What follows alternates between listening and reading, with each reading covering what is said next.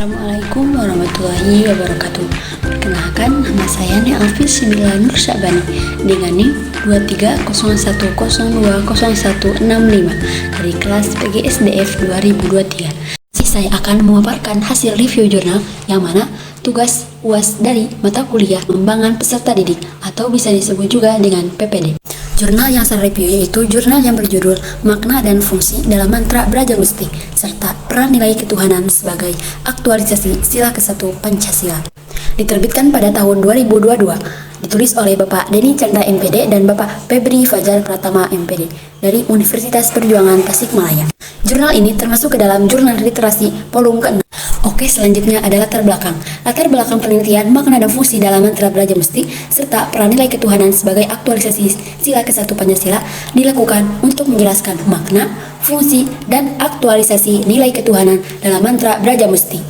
Teori yang mendasari penelitian ini adalah teori sila ke-1 Pancasila yang berfokus pada nilai-nilai keagamaan dan kebudayaan dalam masyarakat Indonesia. Penelitian ini juga menggunakan teori semiotika untuk menganalisis struktur dan makna mantra Brajamusti. Tujuan penelitian ini yaitu untuk mendeskripsikan makna, fungsi, serta aktualisasi sila ke-1 Pancasila yang terdapat dalam larik-larik mantra Brajamusti. Metode penelitian yang digunakan dalam penelitian ini yaitu deskriptif, yaitu metode penelitian yang digunakan untuk menggambarkan masalah yang terjadi pada masa sekarang atau yang sedang berlangsung, bertujuan untuk mendeskripsikan apa-apa yang terjadi sebagaimana mestinya pada saat penelitian dilakukan.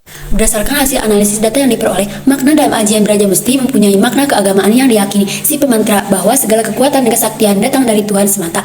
Makna pribadi yang diyakini bahwa mantra ini dapat menumbuhkan kepercayaan diri dan sugesti positif. Fungsi ajian Brajamusti meliputi fungsi proyeksi, fungsi pendidikan, dan fungsi kebudayaan.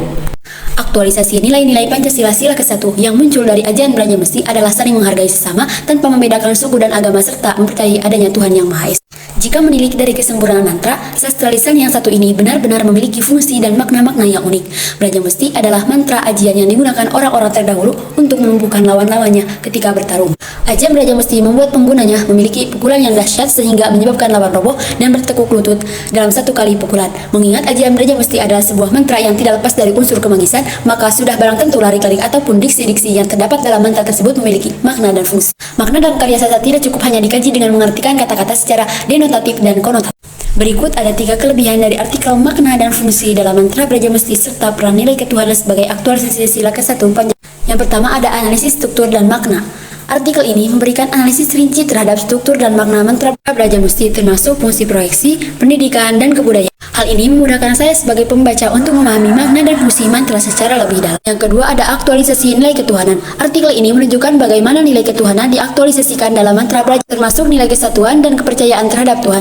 Hal ini memberikan wawasan tentang bagaimana nilai-nilai tersebut diterapkan dalam praktik keagamaan. Yang ketiga dalam referensi yang luas. Artikel ini dilengkapi dengan referensi yang luas dan beragam, termasuk karya-karya ilmiah dan buku-buku yang relevan. Hal ini memudahkan saya sebagai pembaca untuk memahami konsep dan teori yang berkaitan dengan mantra Brajamusti. Selanjutnya ada kekurangan dari artikel yang saya baca ini.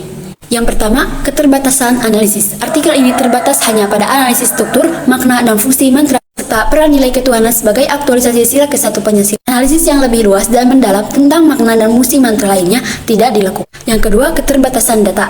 Artikel ini hanya menggunakan data dari satu sumber, yaitu mantra Brajamusti. Data dari sumber lain seperti cerita wayang atau tradisi lainnya tidak digunakan. Hal ini dapat mengurangi reliabilitas hasil analisis. Yang ketiga, ada keterbatasan pengembangan. Artikel ini tidak memberikan contoh aplikasi praktis dari makna dan fungsi mantra Brajamusti dalam kehidupan sehari-hari. Pengembangan lebih lanjut untuk meningkatkan keterampilan dan pengetahuan masyarakat tentang mantra ini tidak dilakukan. Sekian review jurnal dari saya. Wassalamualaikum warahmatullahi wabarakatuh.